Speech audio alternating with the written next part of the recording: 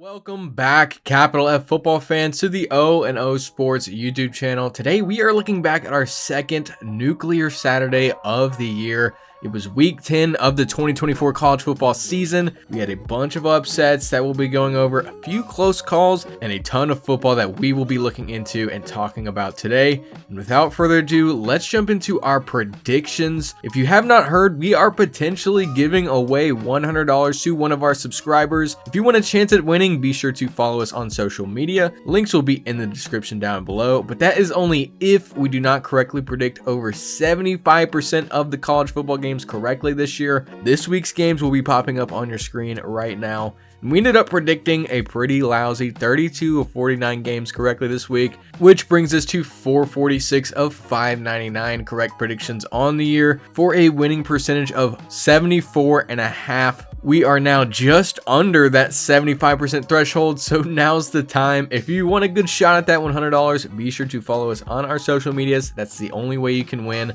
The links to those will be in the description down below. And now let's look at our big impact matchups from this past week, starting with Ole Miss at Arkansas. We thought this one would finish Ole Miss 28-17, and it finished Ole Miss 63-31. Ole Miss really just let out all their frustrations from the past few weeks onto Arkansas in this one, going for nearly 700 yards of total offense and over 9 yards per play. Wasn't the greatest game they've ever played defensively, but that can be said mostly because they were able to coast on that side in the second half. Ole Miss had a huge second and third quarter to really put this one to bed. They scored 49 points in those two quarters alone, and they end the day with a huge W on the road and are now 7-2 with an SEC title berth still in the picture. Your player of the game is the quarterback, Jackson Dart. He completed 25 of 31 of his pass attempts, 515 yards, 6 touchdowns through the air with an additional 47 yards on 10 carries on the ground. Next, we have Georgia versus Florida, the world's largest outdoor cocktail party.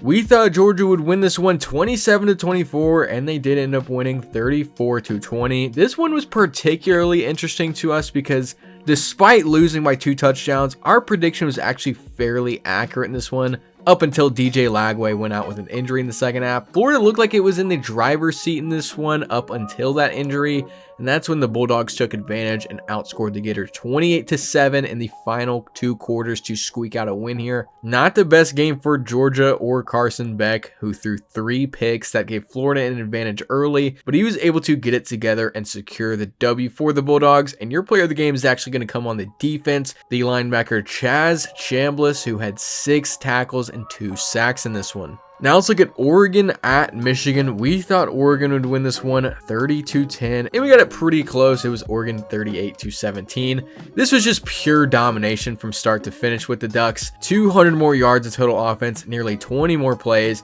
10 of 15 on third down to Michigan's 4 of 12, 23 first downs to Michigan's 11, over 6.5 yards per play to Michigan's 5. And like we said in our prediction, it did not end up being a great day to be a Wolverine. Oregon trounces Michigan in true #1 team fashion. And your player of the game in this one is actually going to be the wide receiver Trayshawn Holden, who had 6 receptions in this one for 194 yards, nearly 25 yards on average per catch. Now let's look at a big one. It was Texas A&M at South Carolina. We thought Texas A&M would win this one 20-7, but South Carolina actually dog walks A&M here 44-20. This one really got away from A&M in the second half. They got blanked in the final 2 quarters in this one after mounting a pretty impressive comeback in the second quarter to tie it up right before half. But South Carolina really turned it up a notch, and it was in large part thanks to that amazing home field crowd. That atmosphere was electric, and you can tell it really got to the Aggies, especially in terms of penalties. They had a few big ones that really stalled possessions, which helped South Carolina open up the playbook defensively. They got a few big stops that were really crucial in this one, held A&M to 4 of 15 on third down and 1 for 3 on fourth down, and they ended up winning this game big. Your player of the game is going to be the quarterback, Lenoris Sellers. We've said time and time again we like him in low stakes, and this was a pretty high stakes matchup, probably the highest stakes South Carolina's seen this year, but the home atmosphere combined with the play from the defense and Raheem Sanders really took the pressure off him, and he had an amazing day as a result. He went 13 of 27 passing for 244 yards and 2 touchdowns, but had an additional 106 yards on 15 carries and another touchdown in this one. And now let's look at their in-state rival Clemson and their matchup at home versus Louisville. We thought the Tigers would pull this one out 38-24, and Louisville actually won this one 33-21. And this game confirmed our biggest fear about Clemson coming into this one. We've said in the weeks prior to this matchup that Clemson looked to be improving, especially on offense, but the level of competition wasn't astounding, and they went out and proved us right in that aspect by losing in sloppy fashion to a pretty decent Louisville team. But this one is just perplexing to us. Clemson dominated the stat sheet. They called over 100 plays to Louisville's 60, went 11 of 23 on third down, pretty efficient, 5 of 6 on fourth down, very efficient, 0 turnovers, and had an extra 15 minutes of total possession time in this one, and still lost. That shouldn't be possible. I really just can't even explain how bad of a loss that is. They blew the Cardinals away in almost every stat. I would have predicted, if I just saw the stat sheet alone, that Clemson won this one 48-10, but they lost. And anyways, your player of the game is going to be the running back, the freshman Isaac Brown for the Cardinals. 20 carries, 151 yards, and a touchdown in this one. And last in your big impact matchups, let's look at Pitt at SMU. We thought SMU would win this one at home 31-28, and they did end up winning 48-25. And I'll admit, we got a bit lucky here. Everything we were looking at pointed to this one being very, very close, and it just was not. Todd had this one at a deadlock, and even he was wrong about this one, which is very rare. This was the SMU show. They averaged 7 yards per play to Pitt's 5. They went 50% on third down and had no turnovers to Pitt's 2. And we're not sure who to give the player of the game to in this one. There's 3 or 4 guys, honestly, on that SMU team that you could justify giving this award to. Brashard Smith had over 160 yards and 2 touchdowns. Matthew Hibner had over 100 yards receiving and a touchdown. But we're going to give it to the quarterback, Kevin Jennings, who went 17 of 25 through the air for 306 yards and 2 touchdowns. And now let's look at your game of the week. 4th ranked Ohio State traveling to Happy Valley to take on the 3rd ranked Penn State Nittany Lions. We thought Ohio State would pull this one out 30-24, and they did end up winning 20-13. We expected a little bit more out of both of these teams in all honesty, but that's not a surprising final score for a top 5 Big Ten matchup in Happy Valley. And this one was pretty much all Ohio State. Penn State's offense did not show up here at all. Drew Aller looked rather pedestrian to us, throwing the football for just under 150 total yards and a pick. And their 2 biggest weapons in Katron Allen and Nick Singleton that we talked about before this matchup were held to under 50 yards rushing combined. They were actually more successful running with their tight end, Tyler Warren, and Drew Aller himself than they were with their running backs. Really speaks to that Ohio State rush defense. And really all the Buckeyes had to do in this one was play semi-efficiently on offense, and that's exactly what they did. Over 4.5 yards per rush, a decent performance from their quarterback Will Howard, and solid play on 3rd and 4th down propelled the Buckeyes to the win here. And your player of the game in this one is going to be the running back Quinshawn Judkins. No touchdowns, but he had 14 carries for 95 yards, nearly 7 yards per carry for Judkins himself. And moving on into your team and player of the week, as always, you guys get to vote on this one. Be sure to check the community tab for our polls. This week you voted, and it is the South Carolina Gamecocks, and that makes complete sense. They beat number 10 Texas A&M 44-20. Had over 530 yards to Texas A&M's 350, 7.6 yards per play, like we said, to Texas A&M's 5, and were +1 in the turnover margin. They get a huge W here to propel them to maybe 9 wins this year. They can win the rest of their games, in all honesty. Very crucial win for the Gamecocks here. They look very good heading into the latter portion of their season. And for your player of the week, we also talked about him. It's Jackson Dart, 25-31, 515 pass yards, 6 touchdowns in the game versus Arkansas. Very great performance for him. He is your player of the week this week. And now we're moving on to our Let's Talk About It segment. And really, there's only one thing we want to talk about this week, and it is the upsets. We talked about South Carolina over 10th ranked Texas A&M. We talked about Louisville over 11th ranked Clemson. Now let's talk about some more, starting with Houston, the Houston Cougars, over 17th ranked Kansas State this week in similar fashion to a lot of the games this week. Houston was able to squeak out a top 25 win, even though they did not play their best game, but they didn't need to because Kansas State did not play their best game either, if you could not tell. And Houston ends up making one more big play than the Wildcats. They end up getting the W here, and it looks like they may have life going into the rest of their season. They need to win 3 of their next 4 going into the rest of the year to make a bowl game, but now that looks possible after the win here. And next, let's talk about Texas Tech over 11th ranked Iowa State, and we really just need to click copy and paste here from the last one. Texas Tech did not play a great game by any means, but they were able to keep it close.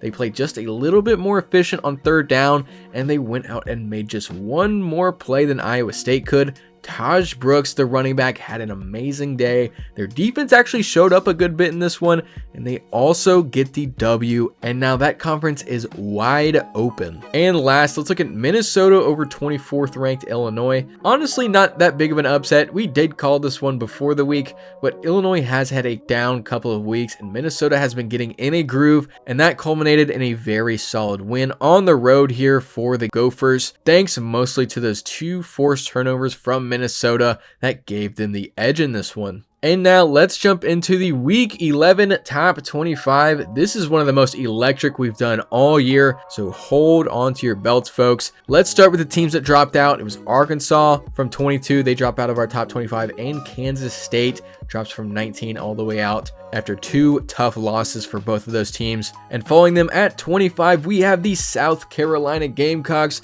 Pretty simple, top 10 win means you're in. They're also sitting at a modest 5-3, which is good enough for us to rank them here. Next, we have Vanderbilt moving up a spot to 24. Decent win over a pretty mediocre Auburn team. They get their 6th win and are now bowl eligible, so they'll move up a spot. After them, we have Louisville at 23.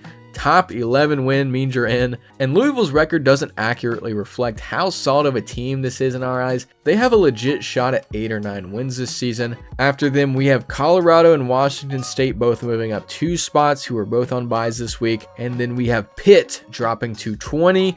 Could drop them more because that was not a good loss at all, but they still sit at a solid 7-1 with a ranked loss, so they'll only drop 3 spots this week. We have Army jumping them. They grab another win this week over Air Force and improve to 8-0. Great year already for the Black Knights. And after them, we have Clemson dropping 11 spots to 18. And what more can we say? It was one of the worst losses I've seen, just short of a 40-point blowout here. Not a great look to lose at home while dominating in every stat. The Tigers will drop to 18 this week, followed by Iowa State dropping 6 spots to 17. Very close loss to a team that we heavily considered ranking this week.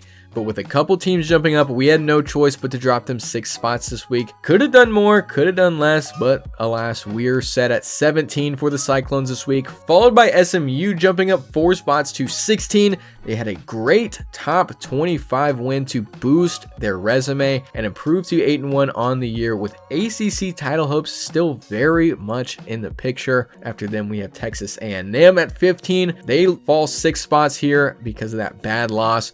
We consider dropping them even more, but South Carolina isn't a bad team at all. May seem hypocritical with Iowa State and Clemson dropping much further, but in our opinion, we still think A&M is a good team. They lose on the road to a top 25 team in South Carolina. After them, we have Ole Miss jumping up 4 spots to 14. Very good win over a pretty decent Arkansas team. Absolutely the kind of win the Rebels need this year to give them momentum heading into the playoff season. After them, we have Boise State jumping up to 13. They rack up yet another win and another solid Ashton Jeanty Heisman performance. They're easily the favorite for the group of 5 bid right now. And next we have LSU jumping up to 12, which does sound a bit silly saying it out loud, but they're just in the right place at the right time here. Following them, we have Alabama, yet another right place, right time pick. But after them, we have Tennessee, and they did not have a great game against a bad Kentucky team, but the top 15 is truly just a mess right now. After them, we have BYU jumping up 4 spots to number 9. They've been very solid in the Big 12. They've looked much better on offense than Iowa State has this year, and now they have less losses than Iowa State. They're your newest top 10 Big 12 team this week. 8, we have Penn State dropping 3 spots. We could justify dropping them even more, but it wasn't the worst loss imaginable against a top 3 Ohio State team. Spoiler alert. And jumping them, we have Indiana at number 7. Your newest 3rd best Big 10 team is the Indiana Hoosiers. I know it feels like we're in the twilight zone, and we're honestly just one more Nuclear Saturday away from having a top 5 Indiana team. Be scared, be afraid. And after them, we have Notre Dame jumping up to number 6 on a bye week. They'll get the benefit of Penn State losing and probably being just a little bit better than Indiana in our opinion. They'll move up here, followed by Miami at number 5. And if someone doesn't put a stop to this, we might just take it into our own hands. Miami is the craziest team in football. Every week it looks like they might lose, and they still have a big fat 0 in the loss column. We're still side-eyeing you, Miami, but for now, Miami is your newest top 5 team, followed by Georgia dropping 2 spots to number 4 after a not great performance at all against Florida, not inspiring to us. And after them, we have Texas, and then Ohio State jumping up 2 spots to number 2 after a great top 10 win. Technically top 3, but since we have Penn State moving down, we'll just call it a top 10 win. That'll bounce them back into the top 2, followed by Oregon at number 1, who stacks up another impressive victory. They're the team to beat this year, and in the spirit of college football playoff season, we're going to show you our newest segment. It's Todd's red carpet. As you can see, Todd is dressed for the occasion. And that's because we're looking at our first college football playoff bracket prediction. Here is the first iteration of said red carpet. We're going to be updating it weekly based on the outcomes of the games and who we think is going to be in, obviously. But a very interesting look this week. Let us know what you think. Pause it, digest it if you need to, or just follow us on social media to see it in full and for a shot at that $100. But other than that, thank you for watching. Be sure to like and subscribe if you enjoyed the video, and be sure to tune in later this week for our Week 11 preview. We will see you then.